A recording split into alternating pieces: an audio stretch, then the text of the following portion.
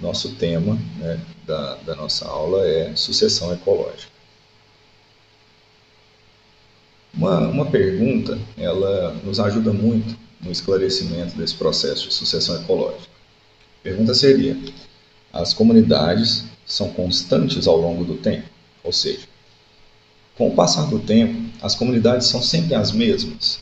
Existe sempre uma harmônica situação, né, se podemos colocar dessa maneira, dentro da comunidade, onde ela se mostra estável por séculos e séculos e séculos, ou por um período aí constante, né, sem menção a término. A resposta para isso é não. As comunidades não são constantes ao longo do tempo. As comunidades, elas podem evoluir. Então, como a própria resposta aí nos traz, as comunidades evoluem ao longo do tempo em um processo chamado de sucessão ecológica. Mas um cuidado nós devemos ter com o termo evoluir. Evoluir está ligado a um contexto de mudanças. Evoluir é mudar. Não necessariamente evoluir tem algo a ver com melhora da comunidade. A comunidade ela vai mudando ao longo do tempo. Então, no contexto da resposta aí, evoluir seria mudar. A comunidade, então, pode mudar ao longo do tempo. O que você tem aí é uma imagem de uma situação exemplo de mudanças. O que nós podemos ter são condições em que alguns elementos podem gerar distúrbios na comunidade. Nós vamos voltar a falar de todos esses pontos um pouco mais à frente. Essa imagem é só para começarmos a entender o que acontece. Dentre esses distúrbios, nós temos um elemento físico ou abiota, que é o fogo, que pode causar uma grande mudança em um ecossistema. Mudanças essas que podem ser reparadas ou não. Então, esse fogo ele pode ser natural ou causado por indivíduos humanos, né? Pode ser um fogo de ação antrópica. O próprio ser humano tem outras maneiras de mudar o ambiente, de tornar a comunidade algo diferente do que ela era. Então, o ser humano também é um elemento que pode causar um distúrbio. Nós temos outras situações naturais, como maremotos, inundações, terremotos, que, por sua vez, também podem causar alterações a uma comunidade. E temos também elementos patogênicos, ou seja, doenças, que podem também gerar distúrbios em uma comunidade. Então, vários possíveis elementos diferentes podem causar o que nós chamamos de distúrbio. Pode mudar uma comunidade, tornando-a diferente do que ela é inicialmente. Mas o que nós temos em uma comunidade normalmente são momentos. A comunidade ela não é uma constante, a comunidade ela é um momento. E naquele momento você tem uma configuração de um grupo de espécies, ou seja, um grupo de populações que formam aquela comunidade. Algumas delas vão se manter menos constantes, sofrendo mudanças, sofrendo alterações, sofrendo uma evolução com o passar do tempo, enquanto outras terão um período de estabilidade maior, e daqui a pouco também falaremos dele.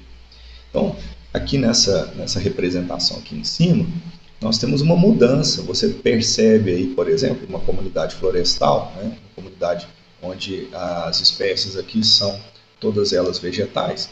A ocorrência de gramíneas, que seria o elemento 2, é claro que depois nós vamos falar sobre o que seria esse número 1, né, mas não vamos entrar nesse mérito agora, que ele não está aparecendo. Gramíneas perenes, ou seja, gramíneas que se mantêm, que têm um ciclo de vida maior. Lenhosas pioneiras, são aquelas primeiras árvores que surgem em qualquer processo de criação de ecossistema, de recondução de ecossistema. Árvores de crescimento rápido, que são árvores que têm um desenvolvimento mais rápido, mas normalmente têm um ciclo de vida não tão longevo. E o que a gente chama de floresta clímax. Vocês percebem que existe uma mudança nesse gráfico. Nos primeiros momentos, as plantas mais simples, as gramíneas, tanto as gramíneas de pequeno porte quanto as gramíneas perenes, elas ocorrem em grande quantidade e tendem a diminuir ao longo do tempo. A contraponto disso, os elementos mais complexos, as plantas mais complexas, como por exemplo as plantas climácicas, que seriam essa tarja preta aqui, elas demoram a surgir em uma comunidade, mas a partir do momento em que surgem, elas vão se desenvolver rapidamente no contexto de tempo, obviamente. É claro que elas têm toda uma questão de complexidade estrutural, pois são plantas que vão perdurar por muito tempo na comunidade, mas que costumam tomar conta, por assim dizer, por mais tempo da comunidade. Elas acabam sendo as principais representantes daquela comunidade, quando então essa comunidade já começa a atingir o seu equilíbrio, a sua manutenção por maior tempo, que daqui a pouco também vamos falar do que se trata. Mas e por que ocorre então esse processo de mudança, de alteração, né, de evolução na comunidade? Bom, primeiramente porque os organismos, eles, quando se instalam numa comunidade, eles têm uma tendência de alterá-la. Então, você pode ter uma alteração na estrutura do solo, na química do solo. Os microclimas eles vão se alterando à medida em que algumas espécies vão se instalando ali. Então, você tem uma mudança química, né, no que se refere ao solo, por exemplo, com uma incorporação de elementos que ali não estavam disponibilizados, como é o caso do nitrogênio, por exemplo. Você tem situações de aeração do solo que permite uma maior presença, né, uma maior diversidade de outras plantas que não conseguem transpor solos compactos. Nós temos também uma condição na qual a presença vegetal maior, ela tem uma alteração direta com o microclima local. Então a umidade tende a aumentar, a temperatura em alguns locais tende a diminuir, tornando-se mais agradável e propícia da chegada de outras espécies, tanto de plantas quanto de animais, que não conseguiriam residir ali na condição primária. Além do fato também, no que se refere à interação planta-animal, que a presença dos vegetais tem um atrativo maior aos animais, que por sua vez podem participar diretamente do processo dispersório dessas plantas. A composição de comunidades biológicas, ela muda, desculpa, teve uma falha aí na palavra, ela muda constantemente, então, ao longo do tempo. Mas essa mudança ela vai ocorrer até que nós tenhamos um chamado estado final, que seria a comunidade clímax, ou seja, o máximo que se teria de mudanças consecutivas, né, nessa comunidade, até se atingir algo mais constante. Não confundir clímax, com estabilidade total. Mesmo as populações clímax estão sujeitas a alterações. Aqueles distúrbios que nós vimos lá, por exemplo, são elementos que podem mudar a configuração de uma comunidade clímax de forma abrupta, e tornar então o processo de sucessão ecológica necessário novamente para uma recondução a algo parecido com o que se tinha anteriormente naquele local. Bom, vamos definir então o que seria realmente essa comunidade clímax. Trata-se de uma comunidade madura, estável, mas com aspas, né? Teria a necessidade de se botar aspas nessa palavra estável, que seria então o estágio final de sucessão ecológica. Por que aspas no estável? Uma vez que ela pode sofrer ações, normalmente ações externas, mas só lembrando que as populações podem ter alguns manifestos, né, entre aspas, algumas situações internas que podem torná-la, digamos, mais sujeita à extinção. Então, existem os fatores externos e os fatores internos que podem implicar na dinâmica de uma população, como nós vimos anteriormente. Esses fatores internos e esses fatores externos podem alterar uma população e ou várias populações ao mesmo tempo. Mas mesmo se isso acontece com uma única população, lembro a vocês que em uma comunidade as populações estão em uma constante interação. Então, uma alteração em uma população pode configurar em uma situação em cadeia, onde toda a comunidade pode sofrer, entre aspas, né, algum impacto da mudança de uma dessas populações que a configura. Então, voltando aqui ao contexto clímax, eu peço só a vocês que tenham muito cuidado com essa estabilidade da comunidade clímax. Tá? A palavra clímax ela tem a ver com o apogeu, né, com o final, com o limite de alguma coisa. E no sentido aqui das comunidades, clímax seria então o estágio mais avançado de um processo de sucessão ecológica.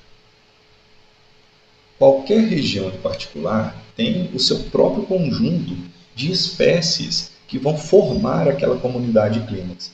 Existem as variações dependendo de alguns fatores, que daqui a pouco nós vamos comentar, que podem fazer com que uma comunidade clímax de uma determinada área seja diferente da comunidade clímax de uma outra área. Configura-se muito a questão das populações que vão formar essa comunidade clímax. Bom, dentre essas variações, nós podemos ter as plantas que são melhor adaptadas à área e que vão então persistir até o final do processo sucessional, né, até que um distúrbio, por exemplo, possa causar uma mudança brusca nessa área, ou seja, limpe a área. Talvez não limpe no sentido literal, mas que consiga retirar ou diminuir consideravelmente o número de espécies que formam aquela comunidade. Vocês verão figuras agora que trazem comunidades diferentes, todas elas no momento clímax. E aí vem uma pergunta em relação à imagem que verão, que é a seguinte: por que elas são tão diferentes se todas elas então configuram uma comunidade clímax? Você tem 4 imagens, uma delas é o leito de um curso d'água, onde em uma das margens se tem uma mata ciliar mais densa e na outra margem você vê um adensamento muito pequeno, quase que insignificante dessa mata ciliar. Nessa imagem aqui abaixo você vê uma lagoa, né, um espelho d'água, margeado por uma mata ciliar de pequeno porte. Nesse local você vê uma cadeia de montanhas com uma mata que a percorre. Nessa imagem você já observa, pelo menos aqui a proximidade, plantas com porte mais elevado.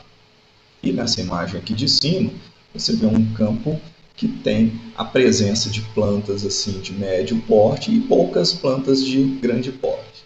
Então nós temos aqui 4 comunidades e como o próprio texto nos fala, melhor dizendo, são comunidades que já estão na sua etapa clímax. Ou seja, elas sofrerão pouquíssimas alterações, caso venham a sofrer ao longo do tempo. A tendência é que elas se mantenham assim até que alguma coisa, interna ou externa, altere a sua configuração natural. Então, mesmo parecendo que algumas delas têm algo ainda a se desenvolver, por alguma razão, ela não se desenvolve.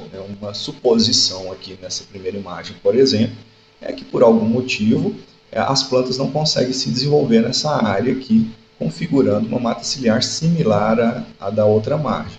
Possivelmente, esse curso d'água aqui, em alguns momentos do ano, ele deve avançar, né? E isso acaba criando uma condição limitante de desenvolvimento para plantas durante um período do ano. Né? Então, é uma suposição. Então, são ambientes diferentes, mas todos eles configuram ambientes em estágio clímax. O que nós podemos dizer, então, é que uma comunidade ela está relacionada diretamente com o clima e as condições abióticas do ambiente. Como eu comentei com vocês, o alargamento do curso d'água durante um período do tempo pode ser um fator limitante de desenvolvimento para algumas espécies. Então, por isso, aquela margem não tem tantas espécies quanto a margem, no caso aqui na nossa colocação, a margem esquerda. Então, os elementos abióticos, o clima, a disponibilidade de água, a temperatura podem ser fatores, e o solo, né, eu acabei me esquecendo, peço desculpa por isso, e o solo podem ser fatores que não permitem que aquela comunidade ela consiga progredir mais que aquilo que ela está apresentando no momento, ou seja, ela não consegue evoluir mais. Ela já se estabiliza baseada naquelas limitações que o ambiente lhe impõe.